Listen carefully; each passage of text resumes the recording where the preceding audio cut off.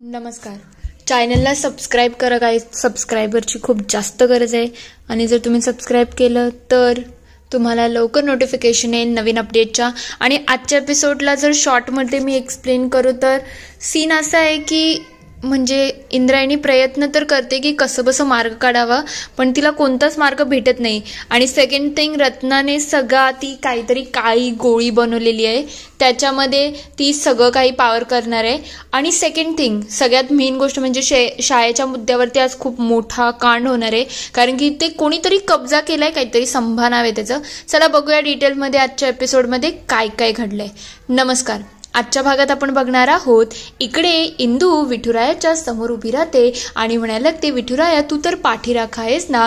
ती श्रीकला जेव्हापासून माझ्या समोर आली आहे तेव्हापासून मला संकेतच असे येत आहेत की ती वाईट मुलगी आहे, तिच्यामध्ये काहीतरी नेगेटिव्ह आहे, पण तरी सुद्धा ती या घराची सून झाली आहे. सगळ्यांचा तिच्यावरती विश्वास आहे, पण मला ती मुलगी का पटत नाही हेच समजत नाही. सगळ्यांचा विश्वास बसतोय पण माझा विश्वास बसत नाही आहे. आणि तू सुद्धा मला तसेच संकेत दिला आहे. श्रीकलामध्ये काहीतरी वाईट आहे, ज्यामुळे तू मला एवढे संकेत दिले आहे. या सगळ्यातून प्लीज विठुराया माझी पाठराखण कर आणि मला मार्ग दाखव. ती थोडी पॅनिक झालेली असते.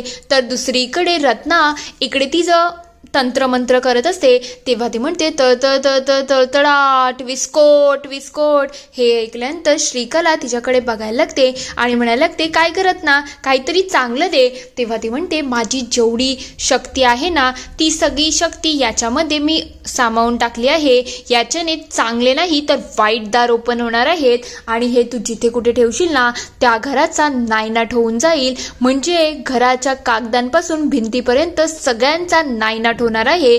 तेव्हा ती म्हणते, अच्छा म्हणजे याचा उपयोग काय आहे. तेव्हा ती म्हणते, एक काम करायचं, तू दिग्रजकरांच्या घरामध्ये हे ठेवायचं आहे आणि जेव्हा तू हे ठेवशील ना तेव्हा जाऊन तुला जे हवं आहे ते सगळं होऊन जाईल. तेव्हा श्रीकला म्हणते, दे दे लवकर दे मला. तेव्हा ती म्हणते, हे बघ, गेल्या वेळेला जे अर्क दिले होते ना त्याच्याहून याची किंमत डबल असणार आहे. तेव्हा श्रीकला म्हणते, तू काळजी करू नको, तू जे काही पैसे बोलशील ना ते सगळे मी द्यायला तयार आहे, फक्त त्या दिग्रजकरांचा वाट लागायला पाहिजे. ती लगेच ती काळी गोळी हातामध्ये घेते आणि खूप खुश होऊन जाते. तर दुसरीकडे अधोक्षज आणि सगळे गावकरी तिथे जमलेले असतात.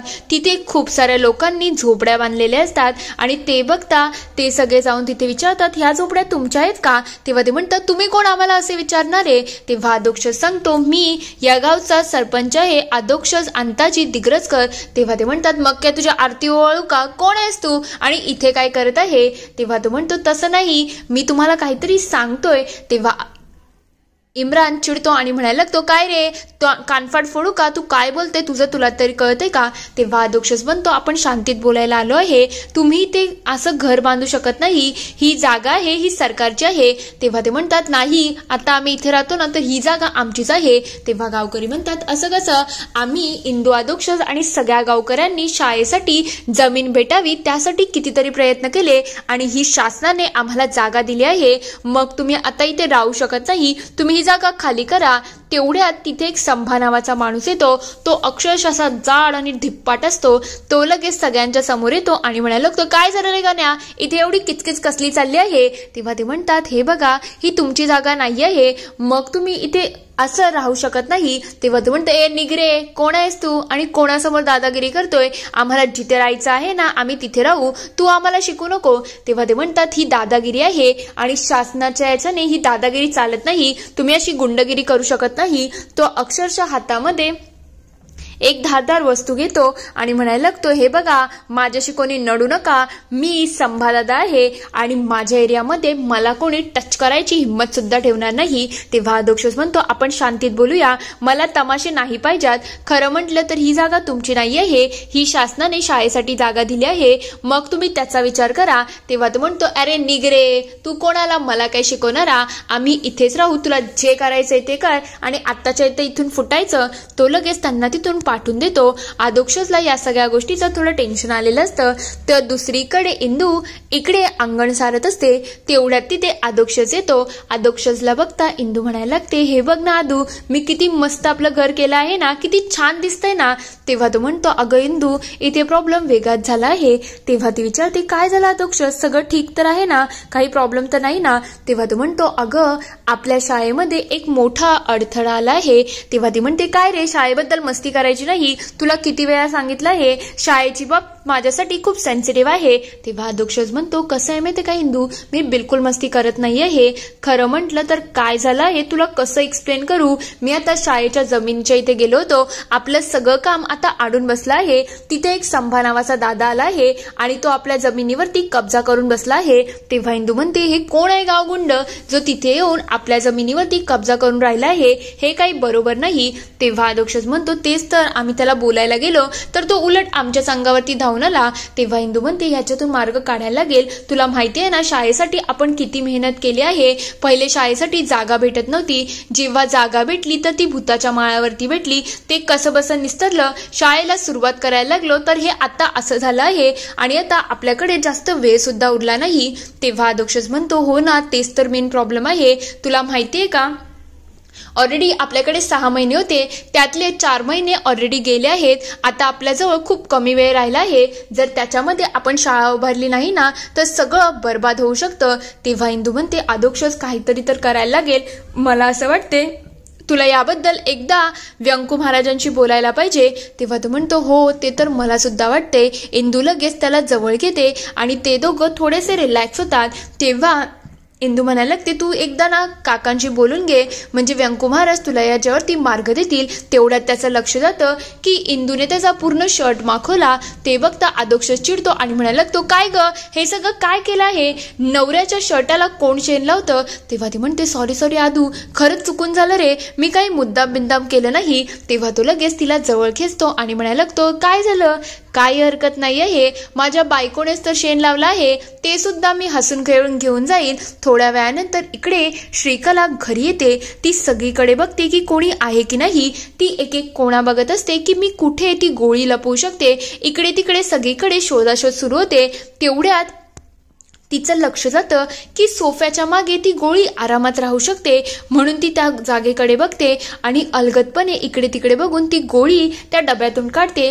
त्या गोळीचा खूप वास येत असतो आणि ती गोळी ती तिथे ठेवायला जाईल. तेवढ्यात मागून एक हात येतो आणि तो हात अजून कोणाचा नाही तर करिश्माचा असतो. तेव्हा ती म्हणते, काय ग, अशी चोरून लपून काय करतेस तू. तेव्हा ती म्हणते, तू का ग मला एवढे प्रश्न विचारते. तेव्हा ती विचारते, काय झालं, खरं खरं सांग, तू अशी चोरासारखी का होती. तेव्हा ती म्हणते, काय नाही ग, अगं माझं कानातलं हरवलं होतं ना, ते शोध होती. तेव्हा ती म्हणते, अगं बंडल तरी किती मारशील, दोन्ही तुझ्या कानामध्ये कानातले आहेत, मग खोटं तरी बोलू नको. तेव्हा ती म्हणते, अगं तुला अक्कल कमी आहे, कानातलं म्हणजे कानातलं नाही ग, माझ्या एक पर्समध्ये कानातलं होतं ते खाली पडलं आहे, ते शोधते. तेव्हा ती म्हणते, अच्छा असं आहे का, थांब जरा मी सुद्धा तुझी मदत करते, म्हणजे हेल्पिंग हँड. तेव्हा ती म्हणते, काहीच गरज नाहीये, हे तुला काही दुसरी कामधंदा नाही का, माझ्या मागे का लागते, तुझं तू बघ ना ग, माझं मी बघते, माझ्या मध्ये मध्ये करायचं नाही.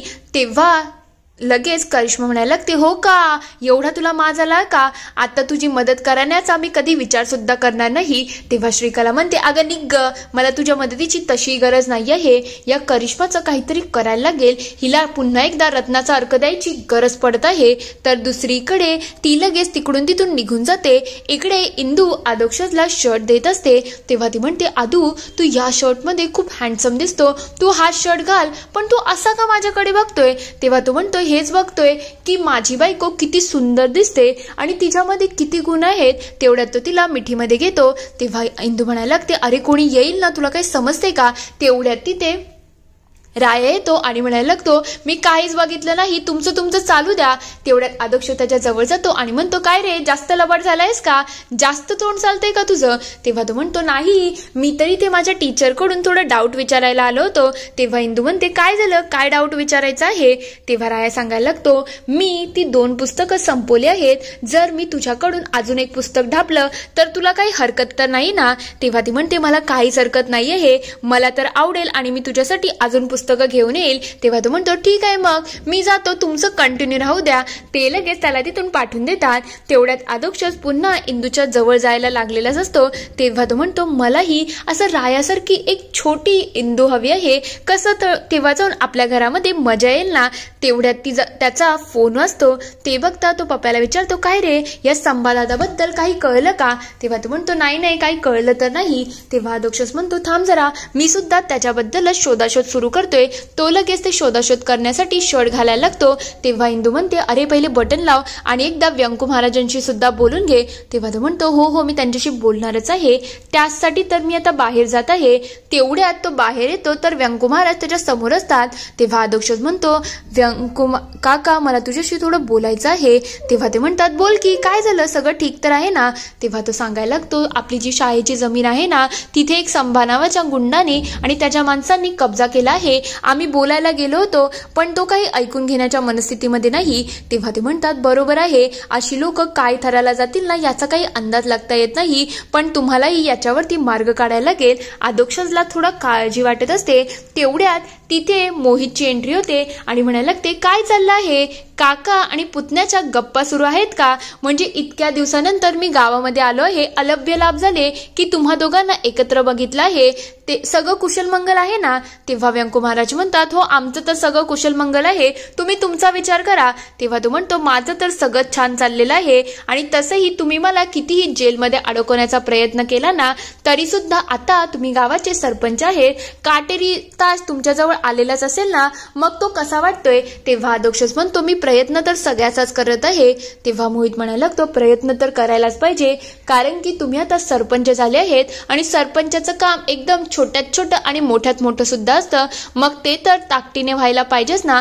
तसंही आमची ओळख तर गल्लीपासून दिल्लीपर्यंत आहे, मग आमचा तर कोणी बालबाकाही करू शकत नाही. तेव्हा अधोक्षज म्हणतो काय झालं, तुम्हाला नेमकं बोलायचं काय आहे ते बोला. तेव्हा तो म्हणतो मला काय बोलायचं आहे, मी तर सहज विचारपूस करत होतो. माझ्या अंदाजे काटेरी टाच तुम्हाला जरा टोचला आहे. आम्ही ऐकलं त्या शाळेच्या जमिनीवरती कोणीतरी अतिक्रमण केलं आहे, मग आता शाळेचं काय होणार. तेव्हा अधोक्षज म्हणतो तुम्ही काळजी करू नका, मी आहे ते मी बघून घेईल. इथे हा एपिसोड संपतो. पुढील भागात आपण बघणार आहोत इकडे श्रीकला त्या गोळीबद्दल रत्नाला विचारत असते. तेव्हा ती विचारते काय ग या गोळीने काय होणार आहे. तेव्हा ती म्हणते ही गोळी सहसा कोणाला समजणार नाही. जी शक्ती या शक्तीशी लढण्याची ताकद असेल ना तिलाच या शक्तीचा वास येईल आणि तिचा सगळ्यांमध्ये लढता येईल. तेवढ्यात इकडे इंदूला सगळ्या घरभर असा घाणेरडा वास येत असतो पण कोणा दुसऱ्याला वास येत नसतो. तेव्हा ती विचारते कोणाला काही वास येतोय का, काहीतरी गडबड आहे. इकडे ती म्हणत असते ही शक्तीशी लढणं सोपं नाही आहे, घराला वाळवी लागू शकते. तर इकडे विंजे सरकार येतात आणि म्हणायला लागतात आपली जेवढी कागदपत्र होती ना त्यांना अचानक वाळवी लागली. तेवढ्यात मोठ्या बाई सुद्धा येतात आणि म्हणायला लागतात माझ्या साड्यांना वाळवी लागली आहे. हे सगळं होत असताना श्रीकला म्हणायला लागते तुला डाऊट आहे ना, तो खरा आहे, हे सगळं मिस केलं आहे. इकडे शकुंतला काकी म्हणत असतात गोविंद महाराजांच्या ग्रंथांना तर वाळवी लागली नसेल ना.